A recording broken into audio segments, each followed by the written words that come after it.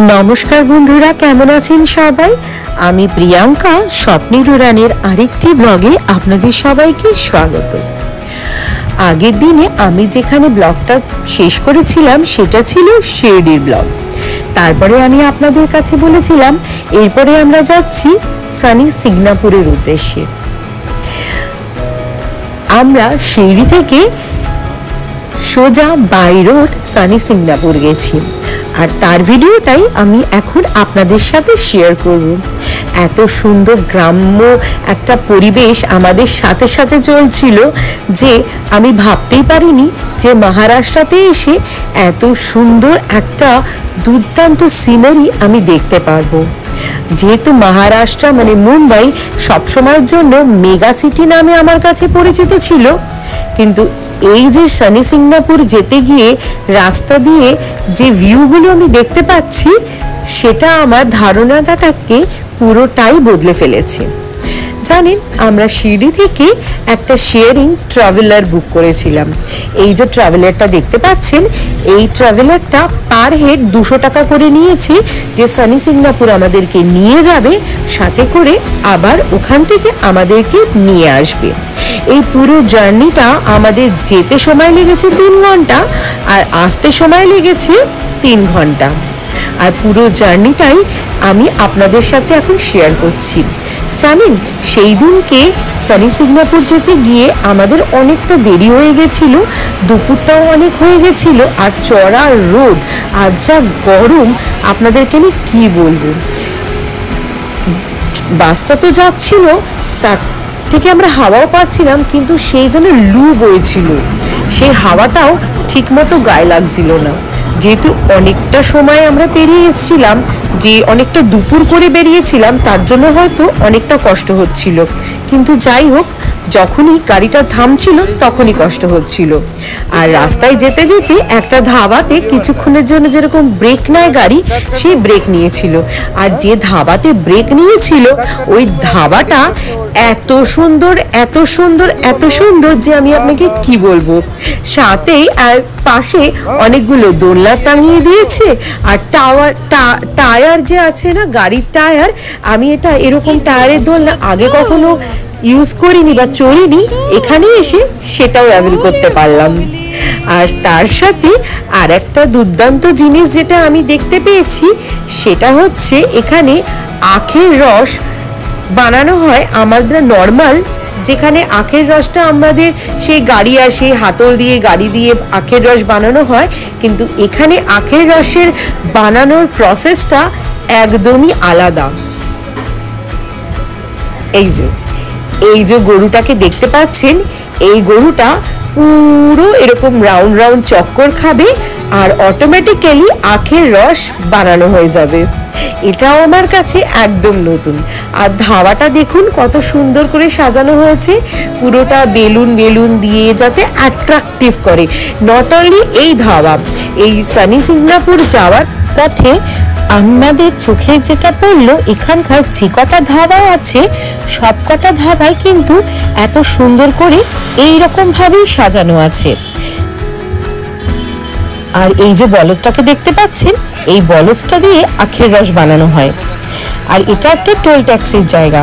সানি সিঙ্গাপুরে পৌঁছানোর আগে এখানে টোল ট্যাক্স পে করতে হয়। এখানে আমাদেরকে আমাদের নিজস্ব পার হেড করে টোল ট্যাক্স পে করতে হয়েছে। আর দূরে দেখুন একটা পাহাড়, কি দুর্দান্ত না এখানের ভিউগুলো। আমরা এখানে আসার পথে এখানে যেসব সিনারি আর যত সুন্দর সিনিক ভিউ আমাদের চোখে পড়লো, ক্ষেত খামার সব মিলিয়ে একটা দুর্দান্ত পরিবেশ যেন এখানে একটা সৃষ্টি হয়েছে। আমাদের যেতে যেতে এতটা টাইম লাগবে এর আগে আমরা ভাবতে পারিনি। আর এখানে এতটাই গরম ছিল না সেদিনকে যে আমরা লিটারালি টায়ার্ড হয়ে পড়েছিলাম গরমে। কিন্তু জানেন, এত গরম থাকা সত্ত্বেও মনের ভেতরে যেন একটা আলাদাই খুশি ছিল এই ভেবেই যে সানি সিঙ্গাপুর যাচ্ছি। কত দিনের মনের একটা ইচ্ছে সেটা যেন আজকে পূরণ হতে চলেছে। বলতে বলতে এইগুলো ভাবতে ভাবতে অলমোস্ট আমরা সানি সিঙ্গাপুরের দোরগোড়ায় এসে পৌঁছে গেলাম। এখানে জানেন একটা বিশাল বিশেষত্ব আছে, এখানকার কোনো বাড়িতে কোনো দোকানে কোনো দরজা থাকে না, জানেন। এরা দরজা লাগায় না, শুধুমাত্র একটা পর্দা টাঙানো থাকে। ইভেন ব্যাংক বলুন বা কোনো মন্দির বলুন বা কোনো দোকান বাড়ি, তাতেও দরজা থাকে না, কারণ এনারা বিশ্বাস করেন শনিদেব তাদেরকে বাঁচিয়ে দেবেন, কোনো কিছু চুরিও হবে না। ইভেন এখানে চুরিও হয় না, যদি কোনোদিনও চুরিও হয়ে থাকে কোনো জিনিস, সেটা আবার তাদের কাছে পৌঁছে যায়। এটা নিয়ে একটা বড় গল্পও আছে। এগুলো যেন ভাবাই যায় না, বলুন, একটা আলাদাই ভক্তি উদ্ভব হয়ে ওঠে। আমরা পৌঁছে গেছি সানি সিংনাপুরে। পৌঁছে যাওয়াতেই ড্রাইভারটা গাড়ি থেকে নেমে গেছে, আর আমার ছেলেটি ড্রাইভারের সিটে গিয়ে বসে পড়েছে। সে এখন আমাদেরকে গাড়ি করে নিয়ে যাবে, এটাই তার ডিসিশন। তাকে তার ড্রাইভারের সিট থেকে একদম তোলা যাচ্ছে না। কতবার বলা হচ্ছে ওঠো, এবার নামতে হবে, সে নামবে না, সে স্টিয়ারিং ঘুরিয়েই যাচ্ছে।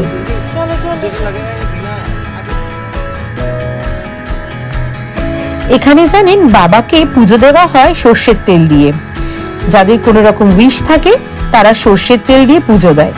আমার হাজবেন্ডেরও একটা মনের মনস্কামনা আছে পিঁপে চড়ানো, সেটা দিয়ে আমরা ডিসিশন নিলাম আমরা পিঁপে এখন চড়াবো না, আবার আমরা আসবো। তার জন্য আমরা বড় বড় দুটো বোতল নিয়ে নিয়েছি, আর আমার মা নিয়েছে ছোট একটি বোতল। আমাদের যে ডালাটা দেখলেন ওই ডালাতেই আমরা পুজো দেব বাবার কাছে। পরিবেশটা দেখুন মন্দিরের, কি দুর্দান্ত না, কত বড় জায়গা জুড়ে মন্দিরটি তৈরি করা হয়েছে।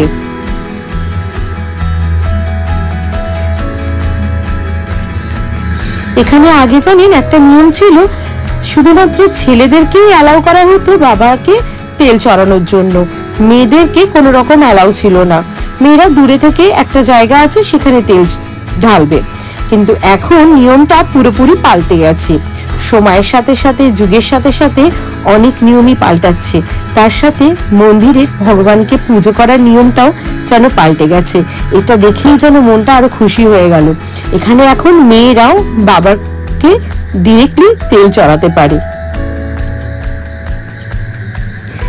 আমাদের গাড়িটা যেখানে দাঁড়িয়ে ছিল, এবারও সেই প্রবলেমটাই হলো আমাদের সাথে। গাড়ি যেখানে দাঁড়িয়ে ছিল তারাই ডিসিশন নিল যে আমরা কোথা থেকে পুজো দেব, তো আমরা ওখানেই গেলাম, ওখান থেকেই ডালা নিলাম। কিন্তু তার পাশে দেখুন একটু এগিয়ে গিয়ে অনেক ছোট ছোট দোকান আছে, যেখানে আরো অনেক ভ্যারাইটি আছে, সেখান থেকেও ডালা নেওয়া যায় আর একটু সস্তার মধ্যে। আর আমরা সেটা না বুঝে আমরা একদম গাড়িটা যেখানে দাঁড় করিয়েছি তার পাশ থেকেই নিয়ে নিলাম। আপনারা যখন ভিজিট করবেন আপনারা কিন্তু আমাদের মতো এই ভুলটা করবেন না, একটু আগে পিছে গিয়ে দেখে নেবেন কোথা থেকে ডালা নেওয়া যেতে পারে, যেটা আপনার কমফোর্টেবল হবে। আর এইগুলো হচ্ছে শসা, এখানে বলে এগুলোকে কাকড়ি। কত বড় বড় দেখুন, কিরকম বিভিন্ন স্টাইলে, বিভিন্ন ধরনের। এটাও কিন্তু খুব ভালো খেতে। আমরা ভাবলাম খাবো, তারপরে ভাবলাম পুজো দেওয়া হয়নি, আগে একটুখানি পুজো দিয়ে নি, তারপরে এসে খাবো। কারণ এত জল তেষ্টা পাচ্ছিল, এত গরম লাগছিল, যেন পুরো শরীরটাই যেন ডিহাইড্রেটেড হয়ে যাচ্ছিল। আর জলের মতো কিছু দেখলে তার মধ্যে আমরা হামলে পড়ছিলাম। এই দেখুন, এটা হচ্ছে শনি মহারাজের সানি সিংনাপুরের মন্দিরের প্রবেশদ্বার। এখান থেকে আমরা সোজা চলে যাব মন্দিরের ভেতরে।